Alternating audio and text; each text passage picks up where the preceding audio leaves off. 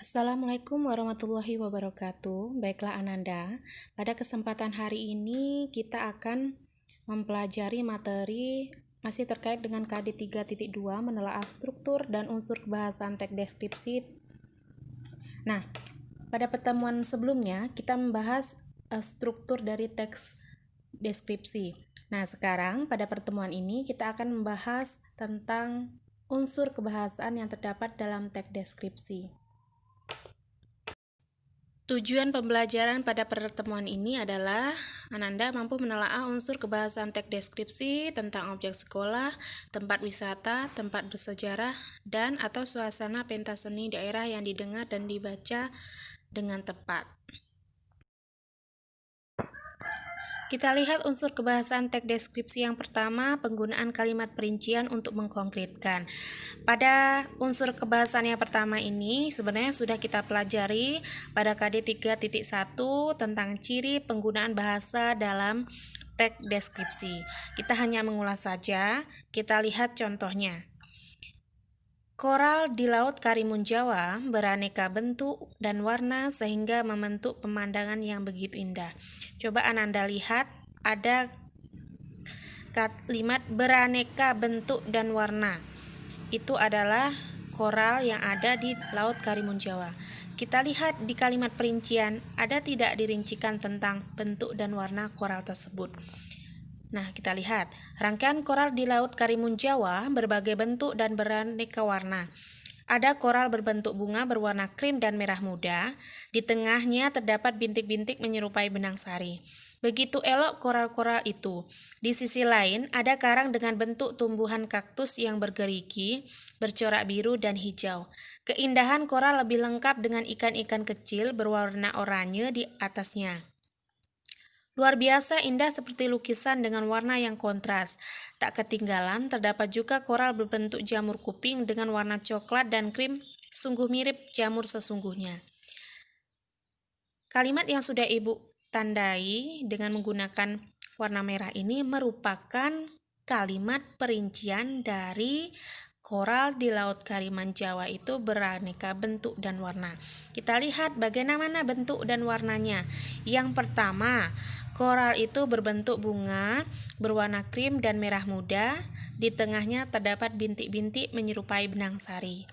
Yang kedua, bentuk tumbuhan kaktus yang bergerigi bercorak biru dan hijau. Nah, itu adalah bentuk dan warna koral yang kedua. Kemudian yang ketiga, koral berbentuk jamur kuping dengan warna coklat dan krim sungguh mirip jamur sesungguhnya. Ini merupakan juga perincian tentang bentuk dan warna dari koral di Laut Karimun Jawa. Unsur kebahasaan yang kedua adalah penggunaan kalimat yang menggunakan cerapan panca indera. Seperti kita ketahui, panca indera itu ada 5, namun dalam teks deskripsi ini hanya menggunakan 3, yaitu penglihatan, pendengar, dan perasa. Yang pertama adalah penglihatan. Berarti seolah-olah kita dapat melihat. Kita lihat di sini ada 2 contoh, namun yang akan Ibu jelaskan hanya satu saja. Garis pantai Senggigi yang panjang dengan gradasi warna pasir putih dan hitam membuat keindahan pantai ini semakin menarik. Coba Ananda lihat, kalimat yang di warna merah ini merupakan penginderaan penglihatan. Karena kita bisa seolah-olah melihat bahwa garis pantai Senggigi itu panjang, kemudian gradasi warna pasirnya putih dan hitam. Kemudian yang kedua, pendengaran. Berarti seolah-olah kita bisa mendengar. Deburan ombak pantai terdengar berirama. Sudah ini sangat jelas, semua ini adalah penginderaan penglihatan. Deburan ombak, berarti ini bisa kita dengar. Terdengar berirama, berarti ini juga bisa kita dengar. Contoh yang kedua, tepuk tangan gemuruh pengiringi akhir pementasan. Tepuk tangan gemuruh, berarti ini pendengaran. Kemudian yang ketiga, seolah merasakan atau indera perasa. Berarti kita seolah-olah merasakan apa yang dideskripsikan dalam teks tersebut.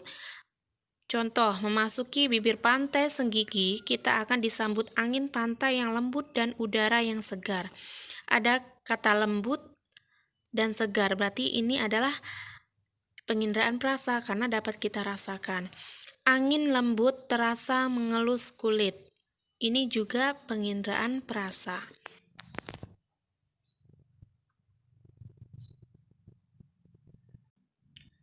Unsur kebahasaan yang ketiga, penggunaan kata dengan kata dasar KPTS. Fonem KPTS akan luluh jika setelah awalan men diikuti oleh kata dasar yang berawalan dengan huruf K, P, T, S. Men ini perlu digarisbawahi bisa meng, men, men, dan lain sebagainya. Contoh, mempengaruhi. Ini bentuk kata dasarnya karena P, pengaruh, maka dia luluh. Jadi memengaruhi, bukan mempengaruhi. Mengonsumsi, ini kata dasarnya adalah konsumsi. Karena kata dasarnya K, berarti ini luluh, jadi mengonsumsi. Kemudian yang kedua, fonem KPTS tidak luluh jika setelah awalan men diikuti oleh kata dasar yang diawali dengan kluster atau konsonan lengkap. Kita lihat contoh, mengklasifikasikan. Kata dasarnya adalah klasifikasi. Kenapa tidak luluh? Karena ini merupakan konsonan rangkap. Kita lihat, klasifikasi. KL itu berarti konsonan rangkap. Kemudian mempropaganda, kata dasarnya adalah propaganda, karena ini merupakan konsonan rangkap, PR, jadi tidak luluh, mempropaganda. Selanjutnya, fonem KPTS tidak luluh jika setelah awalan men diikuti oleh kata berimbuhan yang berawalan dengan huruf KPTS. Contoh, mempertaruhkan. Karena ini adalah berimbuhan, maka tidak luluh. Karena di situ kata dasarnya taruh, karena ada imbuhan per, maka tidak luluh. Memperluas, ini kata dasarnya luas, karena ada imbuhan per, jadi tidak luluh. Memperluas. Nah, itu merupakan penggunaan kata dengan kata dasar KPTS. Jadi ada 3, dia bisa luluh jika berawalan dengan huruf KPTS. Kemudian dia tidak luluh jika diikuti dengan kata dasar konsonan rangkap atau kluster. Yang terakhir, dia tidak akan luluh jika setelah awalan men itu diikuti oleh kata berimbuhan yang berawalan dengan huruf KPTS.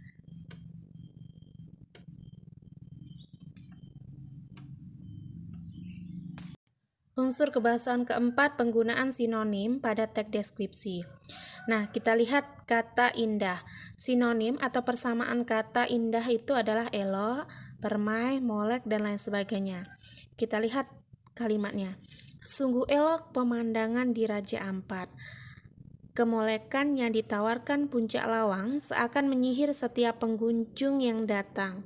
Indonesia, negeri yang amat subur dan permai. Nah, jadi kata indah ini bisa kita buat bentuk kalimatnya dengan sinonim atau kata lain dari indah. Ada elok, permai, dan molek. Yang kelima, penggunaan kata depan. Ada di, dari, pada, dan ke. Jadi ada 4 kata depannya. Di, dari, pada, dan ke. Nah, penggunaannya ini perlu kita perhatikan.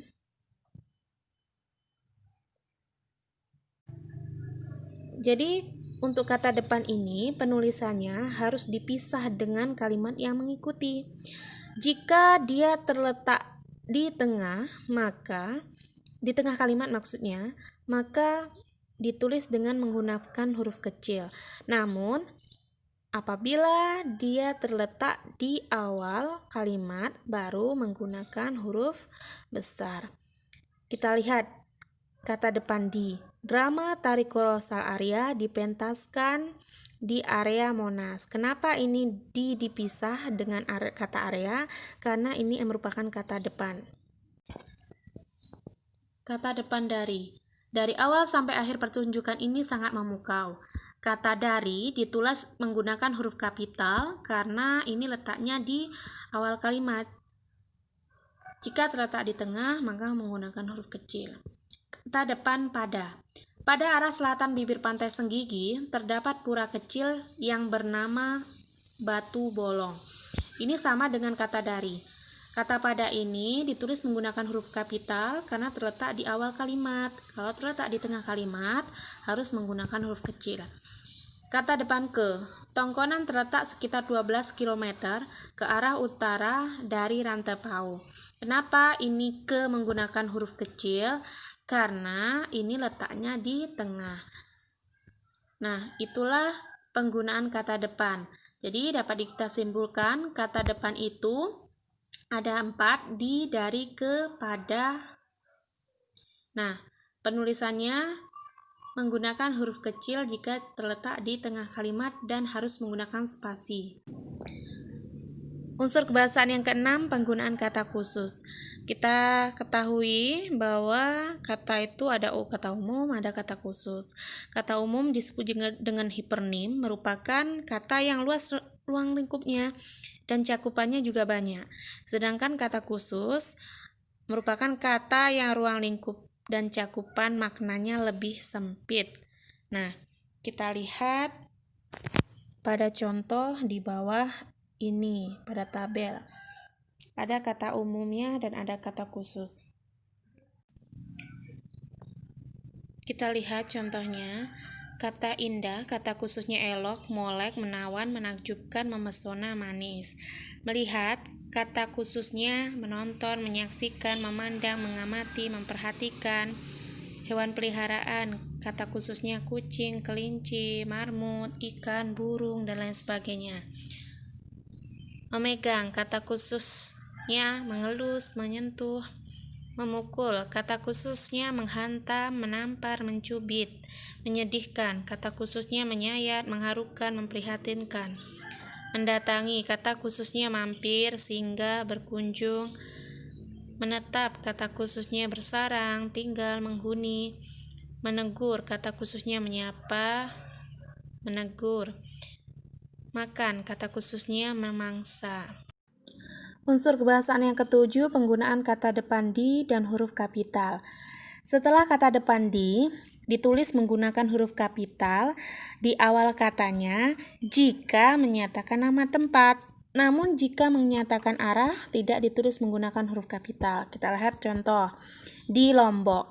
Kenapa kata Lombok itu awal katanya huruf kapital? Karena ini menyatakan kata tempat. Di bagian barat rumah Tongkonan. Kenapa di bagian barat ditulis tidak menggunakan huruf kapital setelah kata di? Karena bukan nama tempat, karena menunjukkan arah. Unsur kebahasaan yang ke-8, kalimat bermajas. Majas adalah bahasa kias yang digunakan untuk menciptakan efek tertentu. Majas dalam teks deskripsi ini ada 2. Yang pertama, majas asosiasi, yaitu majas yang membandingkan dua hal yang berbeda namun seolah-olah sama. Biasanya dalam majas asosiasi ini ditandai dengan penggunaan kata seperti laksana, bagaikan, bak, dan lain-lain. Kita lihat contoh. 2 anak kembar itu begitu mirip laksana pinang dibelah 2. Contoh lainnya, matanya indah bagaikan bintang kejora. Berarti di sini ada penggunaan kata bagaikan merupakan majas asosiasi, membandingkan antara mata yang indah dengan bintang kejora. Majas yang kedua, majas personifikasi, yaitu majas yang menyamakan benda mati seolah-olah memiliki sifat seperti manusia. Contoh, badai mengamuk merobohkan rumah-rumah warga. Mengamuk ini biasanya ini sifat atau perilaku yang dilakukan atau dimiliki oleh manusia. Nah, di sini dalam majas ini badai, mengamuk, berarti ini menyamakan benda mati memiliki sifat yang sama seperti manusia. Yang kedua, pohon bambu di belakang rumah berbisik-bisik tertiup angin. Nah, di sini ada kata pohon bambu berbisik-bisik. Nah, berarti pohon bambu ini adalah benda yang memiliki sifat seperti manusia. Ada kata berbisik-bisik. Angin laut mengelus wajah. Ini juga merupakan majas personifikasi. Jadi, majas personifikasi ini adalah majas yang menyatakan benda mati atau benda yang seolah-olah memiliki sifatnya seperti manusia. Ada badai mengamuk, pohon bambu berbisik-bisik, angin laut mengelus wajah. Unsur kebahasaan yang ke-9, penggunaan pilihan kata yang bervariasi. Bervariasi ini adalah berarti beragam. Kata indah, elok, permai, molek. Ini bisa kita buat dalam bentuk variasi dalam kalimatnya. Pantai, indah, nan, permai. Contoh lainnya, kata merah, ada merah menyala. Kata biru, biru elegan. Putih, ada putih jernih, dan lain sebagainya. Nah, itulah pembelajaran untuk hari ini tentang unsur kebahasaan. Ibu akhiri, Assalamualaikum warahmatullahi wabarakatuh.